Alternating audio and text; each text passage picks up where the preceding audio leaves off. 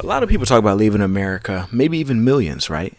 But how many of them actually get the courage, finances, etc. to do it? In today's video, I have a clip from a young lady who apparently she has actually left the United States, and not only left, but she's saying she found what appears to be potentially a better life. From the description, this is going to be my first time watching the video. We're going to watch it together. Looks like she moved to New Zealand, of all places. Pretty interesting, you know. I heard there's great quality of life, clean food, nice weather, cool people, etc. But I've never personally been there. I have lived abroad and I have technically left the U.S., but I want to hear what she says. 16 years ago, I left America and moved to New Zealand. What was supposed to be a one-year working holiday turned into a permanent move. Permanent? A marriage. 2 children. Oh, okay. So this is permanent for her. She got a marriage, she got children. You see them playing with the animals, all type of stuff. So we're going to get authentic experience, right? This is not a maybe. This is not, I think so, it was like this, etc. No, this is a real experience from a real person who's been there. Oops, my bad. So for those who don't know, I actually lived in Spain.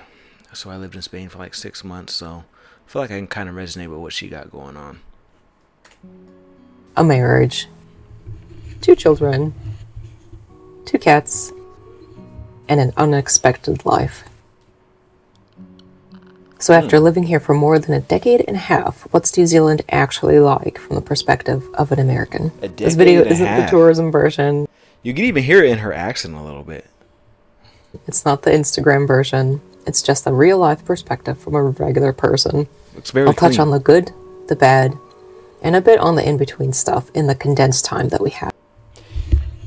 So, off the bat, I will say I like the landscape of it, right? I like the nature. I like the city feel. For me, that's my type of vibe. But I don't want to waste your guys' time when it comes to this, so I want to go straight to the part where she's saying these are the good things. Definitely this video has a chapter, so we're able to skip, you know. By the time I arrived in New Zealand, I had already traveled quite a bit, so I experienced almost no culture shock. I guess the most shocking thing was probably exchanging my American driver's license for a New Zealand one. As far as I could tell, nobody was particularly concerned whether I knew how to drive on the left side of the road, or if I understood the local road rules. Apart from that, it felt strangely familiar. Not identical to America, obviously, but familiar. Quick intermission. I want to say quick intermission. I want to say thanks to social media, the internet, things of that nature, modern technology. You're going to notice once you go abroad, you feel a lot more connected than ever before. Previous to this, I can only imagine how difficult it was. But thanks to the social media, Instagram, all this type of stuff, right now I'm currently in Thailand. And I'm like, it doesn't feel that much different, right? Keep in mind I'm in Bangkok. And by her video, I can tell that she's obviously in a bigger city rather than a smaller city, right? But yeah, you're going to see that everything just feels so seamless with the connection. You can feel like, oh, I was here before, or this is normal, all that type of stuff.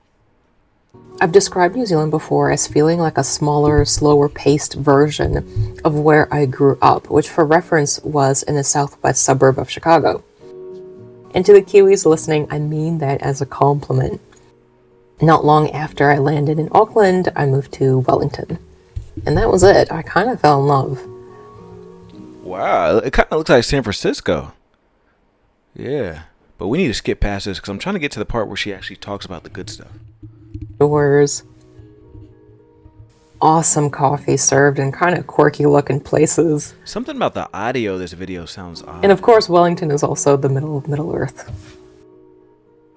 Now, in case you were worried that I wasn't going to bring up Lord of the Rings at all, let me hid from... Weather here in Wellington gets a bad reputation. Yes, it's windy, sometimes very windy, but the climate's actually pretty mild.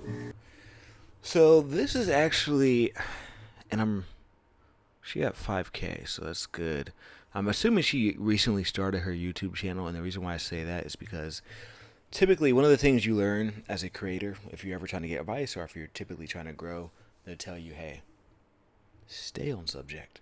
She's over here talking about the weather and Lord of the Rings. She's not really she's not talking about what it's supposed to be, right? This section is labeled by her. If you look at her video, it said this is the good parts. We're trying to locate the good parts. Summers are not too hot, winters are not too cold. And despite all the jokes, Wellington actually receives a lot more sunshine hours each year than London, as an example. Not too hard to do that. I love the people. It can be hard in some places to make close friends, especially as an adult, but I'm not really sure anymore if that's a Kiwi-specific thing or if it's a universal thing these days. I like that. Like, she has some perspective to herself. She's able to look inside of herself and say, hey, maybe it's not the environment. There's a chance that it could be me, right? And people who have that type of perspective and able to look in things inside and outside the box typically can go further in life, right? And I applaud her for being so vulnerable and so honest, especially on a social media platform in front of a lot of people to judge. You know, people will watch people in this area and they think it's easy or, oh, I could do that, etc. So many people are actually scared to, one, get on camera. That's usually the first fear of people, but then to actually be vulnerable and show yourself. So I applaud her. Takes a lot of courage. She's going to grow from this, and I hope her channel does very well. Kiwis generally don't take themselves too seriously. There's a down-to-earth quality here that can be very refreshing. I've had Kiwis watch some of my videos and then invite my entire family to visit them at their homes. How amazing Very is beautiful that? city. Just recently, there was a news story about a hospital accidentally calling the wrong person to collect an elderly patient. The person realized there'd been a mistake, showed up anyway, picked the man up, and drove him home. See, those are the type of stories you appreciate that makes you be like, okay, I like humanity, right? I actually remember that story. It did go viral. This kind of thing only happens in New Zealand. Of course, with more than 5 million people, there are bad apples here too. No country's perfect. One thing Americans often ask me about is healthcare. And look, it's complicated. The public healthcare system apps. Now let's talk about some of the downsides. Yeah, we're going to go straight to the bad part. I think the biggest issue is cost. New Zealand can be an amazing place to live if you can afford it. If you can't afford it. One thing I've been realizing in my travels, especially over the last 6 months or so, is like, you almost kind of want to go to the expensive places sometimes. And the reason why I say that is because the cheaper the place, the certain type of audience it can attract, you could say, right? If you're somewhere that's more prestige, more expensive, there's certain things you won't see in Switzerland. There's certain things you probably won't see in Denmark as opposed to Vietnam, Thailand, Nigeria, right? Brazil. When you got that high cost there, it's going to keep a certain audience out, right? So I've started to come to the conclusion I don't mind paying extra now, right? So who knows? New Zealand could be on my personal list very, very soon. Housing is expensive. Food is expensive. Power is not cheap. Council rates continue to rise. Water infrastructure in places like Wellington here has been neglected for decades, and many councils are now facing enormous upgrade costs at the expense of the ratepayer. Income taxes aren't dramatically higher than in comparable countries, but between everything, a lot of people feel squeezed. Life here just isn't cheap. So it sounds like a lot of Western countries, because I know Australia has similar complaints, Canada and North America as well. So it seems like a lot of Western countries are kind of getting hit by this, where a lot of people feel that they're being priced out. They're wondering, how am I going to afford day-to-day life? They may feel a sense of urgency, a sense of stuck, paralyzed. People are starting to limit the amount of children they have, which is very unfortunate, because I think giving birth, personally, in my opinion, could be one of the greatest things in life. And when you got to constantly contemplate like, I can't have 3 children because the cost, I'll just have to have 1 or something like that. I just feel like it's not a way to live, but that's cool. You know, I'm glad she was able to find happiness. As someone who was somewhat in her position before, or who has experienced elements of that, I do say that it can be amazing to live abroad. I encourage everybody to do it at least once in their life, live somewhere else, even if it's only for a couple months, just to get a taste of something else, to see life outside of your comfort zone and see how other people are living. I truly think it's powerful. I'm not just saying this. It changed my life, right?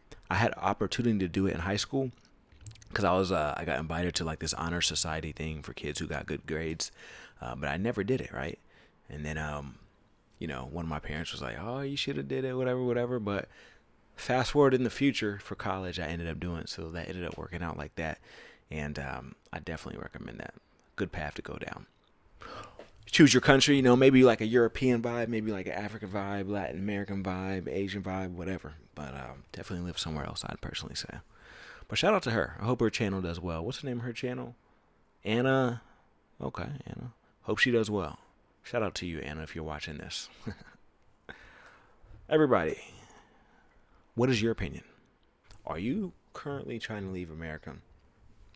Do you feel like life can be better somewhere else? Maybe you're in Europe and you're trying to go to Asia. Or maybe you're in Asia and you're trying to go to Latin America. If I can help you in any way, you can definitely leave a comment down below and I'll answer your question to the best of my ability. I have currently been to 17 or 18 countries for my new subscribers. And for my returning subscribers, you're aware that I've been to this amount of countries, right? I'm currently in Bangkok, Thailand. I may potentially go to Latin America after this. We'll see, working out the details.